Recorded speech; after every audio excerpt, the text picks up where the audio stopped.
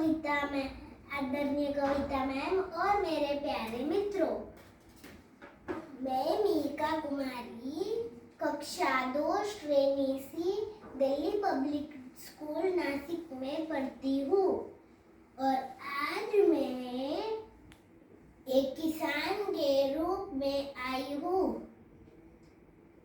और किसान से है देश का अभिमान पर अपने विचार प्रस्तुत करने जा रही हूँ। भारत की एक खास बात है, वह कृषि प्रधान देश होने के साथ साथ त्योहारों का देश भी होता है। यहाँ जनवरी महीने के मध्य से लेके अप्रैल तक हर राज्य में एक ना एक फसलों से जुड़ा त्योहार होता ही है। तो आइए दोस्तों, मैं आपको ले जाता हूँ राज्यों और त्योहारों की सैर पर।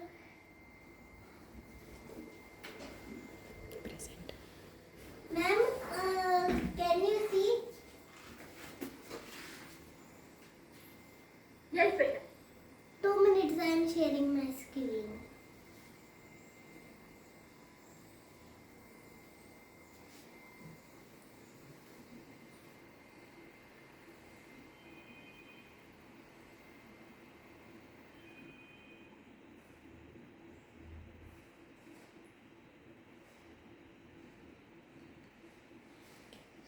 Now can you see my Yes, beta. my screen? Yes. हमारा पहला त्योहार है हमारा पहला त्योहार है लद्दाख हार्वेस्ट फेस्टिवल। या इसमें पूरे शहर को एक दुल्हन की तरह सजाया जाता है। इसमें भगवान बुद्ध की जीवन पर नाटक और तिब्बती संस्कृति के नृत्य देखने मिलते हैं। यह सितंबर की शुरुआत से मनाया जाता है। अब चलते हैं हमारे दूसरे त्योहार पर, जो है लोहरी। यह पंजाब और हरियाणा में धूमधाम से मनाया जाता है। इसमें हर घर के सामने आग लगाई जाती है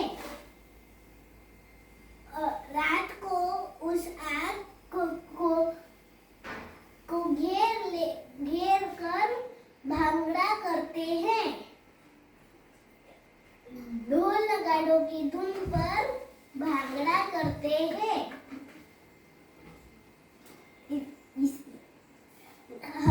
हमारा तीसरा राज्य है उत्तराखंड। यहाँ का त्योहार है घुघुतिया। मकर संक्रांति को उत्तराखंड में घुघुतिया कहा जाता है। इसमें गुड़ और आटे के अलग अलग पकवान बनाए जाते हैं, उनको अलग अलग आकार देते हैं। फिर उन एक पकवानों की माला बनाकर बच्चों के गले में डालते हैं। जो पक्षी ठंडी के वक्त चले जाते हैं, बच्चे उन्हें बुला बुला कर खिलाते हैं। अब बढ़ते हैं हमारे चौथे त्योहार पर, जो है मकर संक्रांति। यह मनाया जाता है उत्तर प्रदेश, मध्य प्रदेश, बिहार, गुजरात और महाराष्ट्र में। इसमें तिल के अलग अलग पकवान भी बनाए जाते हैं। या इसमें दान करने का भी महत्व है। इसमें बड़ी मात्रा में गंगा नदी में नहाते हैं और कहीं दूध चावल की खीर बनती है तो कहीं खिचड़ी बनती है। गुजरात में इसे उत्तरायण और पतंगों का पर्व भी कहा जाता है। गुजरात में कोई भी हो, बच्चा हो या बूढ़ा, पतंग उड़ाने का मजा लेता है। आसमान पतंग से भरा हुआ रहता है। हमारा अब चलते हैं हमारे पांचवें त्योहार पर, जो है सरहुल। यहाँ का यह झारखंड में मनाया जाता है। सरहुल का मतलब होता है साल के पेड़ की पूजा।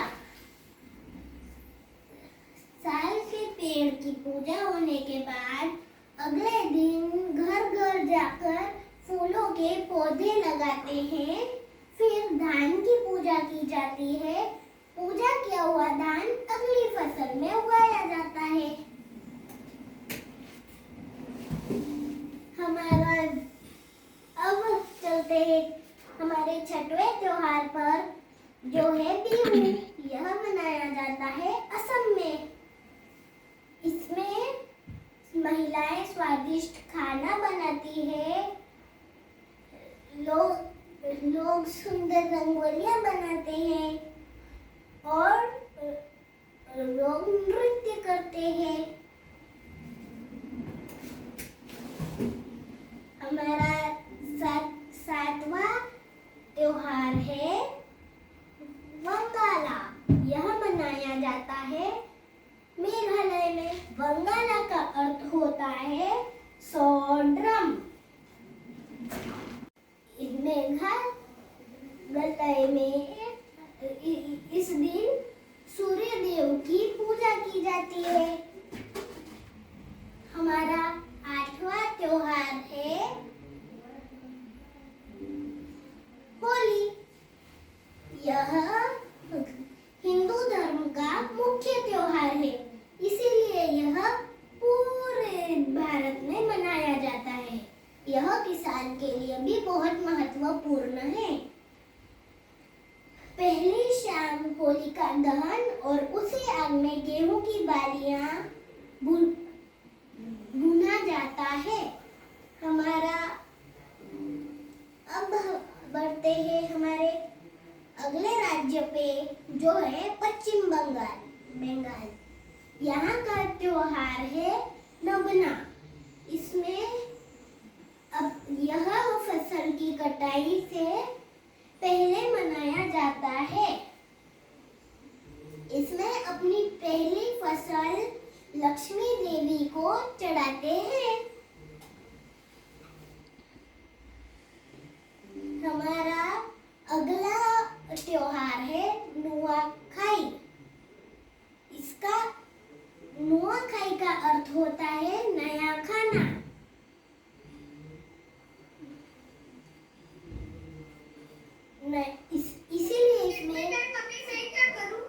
इसीलिए इसमें स्वादिष्ट खाना बनाया जाता है।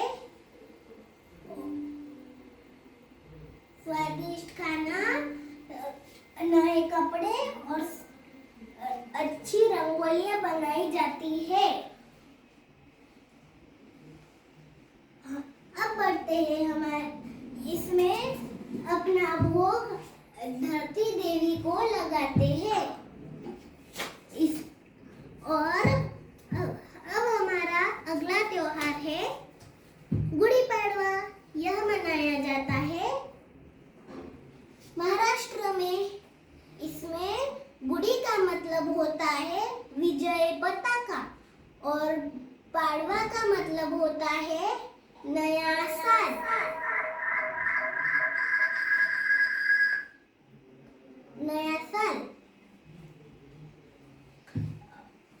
इसीलिए यह महाराष्ट्रीय नया साल भी कहा जाता है। इसमें हर घर के सामने एक गुड़ी लगाते हैं। इसमें सुंदर रंगोलियां नए कपड़े और स्वादिष्ट खाना भी बनाते हैं। हमारा अगला त्योहार है उगाड़ी। यह मनाया जाता है कर्नाटक और आंध्र प्रदेश में। यह गुड़ी पाड़वा के साथ ही मनाया जाता है। उगड़ी कन्नड़ और तेलुगु नववर्ष भी कहा जाता है। इसमें सुंदर रंगोलियां, नए कपड़े और स्वादिष्ट खाना बनाते हैं। अब बढ़ते हैं तमिलनाडु की पड़ोसी की ओर, जो है केरल। यहाँ का त्योहार है ओणम। इसमें फूलों की पंखुड़ियों की अच्छी रंगोलियां बनाते हैं और युवतियां उसके बाजू में नृत्य करती है।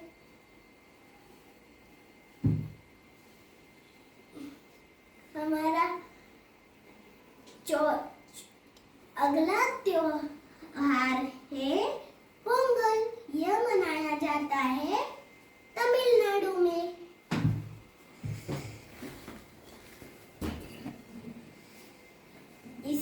इसमें नया मटका लाया जाता है, उसमें दूध और चावल डालते हैं।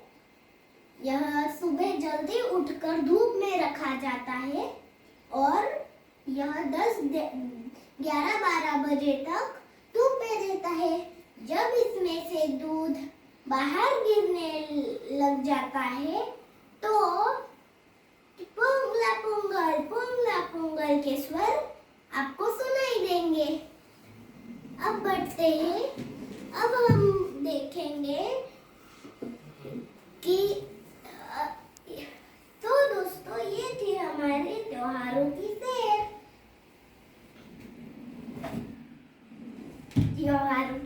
इसमें इसे सुनने के हमको हमारे भारत पर गर्व होता है। और हमारे दूसरे प्रधानमंत्री श्री लाल बहादुर शास्त्री जी ने किसानों के लिए एक नारा दिया था, जो था जय जवान जय किसान। और किसान होता है देश का अभिमान और देश का अन्नदाता। इसी मेहनती अन्नदाता के लिए मैं एक कविता सुनाने जा रही हूँ। नहीं हुआ है अभी सवेरा, पूरब की लाली पहचान, चिड़ियों के जगने से पहले खाट छोड़ उठ गया किसान। खिला पिला कर बैलों को ले चला खेतों पर काम। बादल गरज रहे गड़गड़, बिजली चमक रही चमचम, मूसलाधार बरसता पानी, जरा न रुकता लेता दम। गरम गरम लू चलती सनसन, बिदरती जलती तवा समान है। किसान को चैन कहा, वह करता रहता दिन भर काम, और मुझे एक और चीज कहनी है। ईमानदारी मेहनत जिसकी शान है, वह मेरा देश का किसान है। और किसानों की मदद कीजिए, देश के विकास को गति दीजिए। धन्यवाद। Excellent, Mika. I must say that your presentation was informative presentation because you represent all our state's harvest festival. So that was really informative, and you did a hard work.